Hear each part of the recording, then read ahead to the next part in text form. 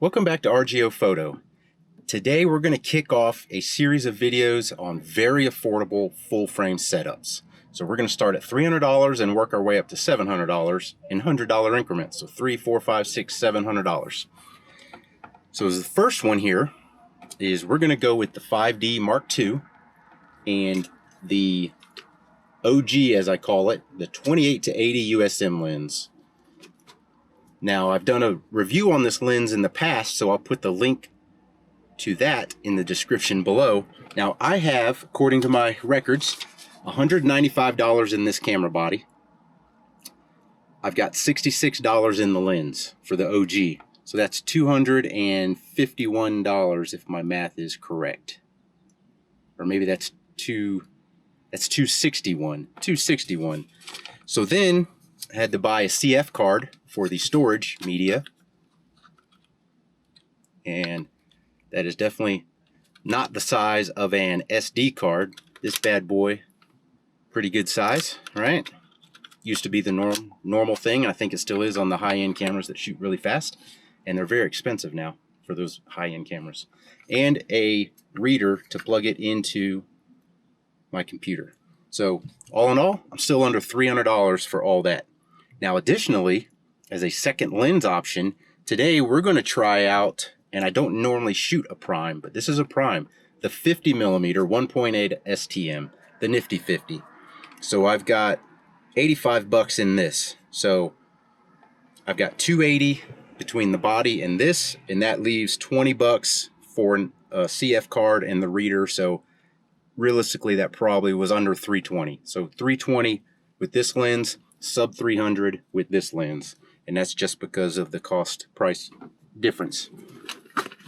So today the clouds are in, they're out, they're sort of in, so it doesn't really know whether it wants to be sunny or cloudy. So today what I think I'm going to do is I am going to try a setting on this camera I've not used before, and that is we're going to do a few shots in monochrome and check out the black and white of this camera. Now, additionally, a little later, we're gonna send y'all back to me at the house for some photos I've already taken with this OG and 5D Mark II combo, and we'll go over those at the house. But for now, we're gonna go cheat and take some photos of these Humpty Dumpty sculptures over here that are very easy to photograph. So I'm cheating a little bit because they're just easy to photograph well. If you can't take a decent photo of those things, which is a tribute to the sculptor more than me. So let's go do that.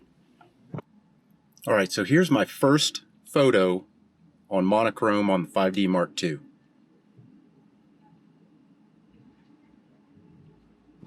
So then I go over to the Humpty Dumptys that are playing checkers or chess, and guess what? They are no longer there. So it's a good thing that I went ahead and got plenty of photos of them in the past. I don't know where they're at. So second camera angle of that, also monochrome.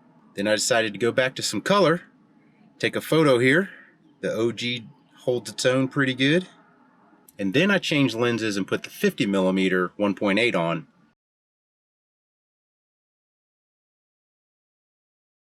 I went over to where the Humpty Dumptys were and took photos of those cones to see what the background blur looks like when I focus on those cones. And even at 1.8, the background is still in pretty good focus, and that's probably because of my distance using a 50mm that far away from the cones. So then I went up a little closer and shot this, and it blurs the background a bit, but you still get plenty of context of where you're at. So here's a shot at 1.8 again with the 50mm. You got this nice sculpture, and this is a tough scene because the man holding the pumpkin or handing the pumpkin to the little girl, his face is covered by the hat. So very dark shaded area there. Dynamic range isn't terrible. I know what the DxO score is for the 5D Mark II versus some of its competition, and I know it doesn't rank very high, but it's also not grotesquely bad. So then I took a faux portrait. I used a parking meter, and in the background you can see the street light, the street lamp with all the big white bulbs on it, and the Colorado Springs Pioneer Museum in the background. I think that makes for a lovely backdrop. So now let's kick it back to me at the house, and we'll look at some of the photos I've already taken with the 5D Mark II and the OG 28 to 80 millimeter. So I set up on this little footbridge and shot down into this little waterfall into the creek, zoomed in a bit, and slowed down the shutter speed. So it turns out pretty nice here, not too bad. This was just simply a little shot of these little Renta electric scooter things, and I just kind of thought it was kind of like a neat little broken pattern with this one knocked over right there. But if we just zoom in a little bit here, you can see real good focus. Cropped it into 1:1 just because there wasn't much else going on outside of there. Now here we've kind of got like a faux portrait, if you will, at the U.S. Olympic Museum. And so our subject being the hydrant, and then just kind of seeing how that background blur falls off, you know. You can still tell where we are. Maybe we would want that a little more blurry, maybe not. I don't know, subjective right there, but anywho, I think the fall off is nice. It's not abrupt, just nice. Now, here we go. This is a really good one. The roses here are the focus point. We've got Pikes Peak in the background with some snow on it. We've got the fence line going down, and you can kind of see this one transitions real nicely with the blur out of focus, into focus, and then back out of focus. I like that one. Again, cropped it in 1:1 because there just wasn't much else going on out there. This is kind of it uncropped. It's a different photo. You see this one is 9:7:57. This is 9:7:56, so this one was obviously shot first. But again, out of focus, into focus, back out of focus. That's what we need right now. Yeah, that's what we need. Oh, buddy. And again, the Olympic Museum.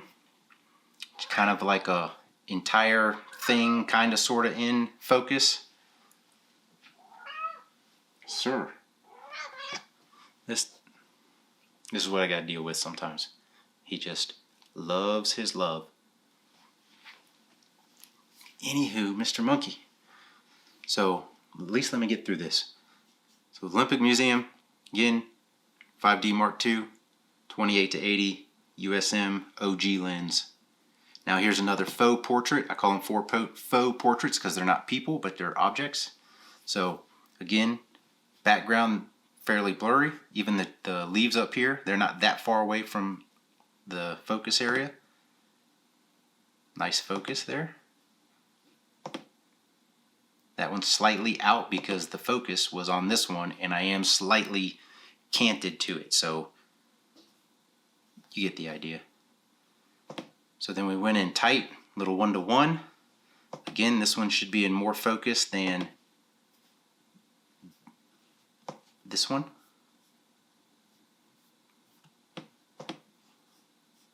Anywho, and one of my favorite shots down this thing. I don't know if these are bike racks or fancy bike racks. I'm not sure, but just a little shot right down it.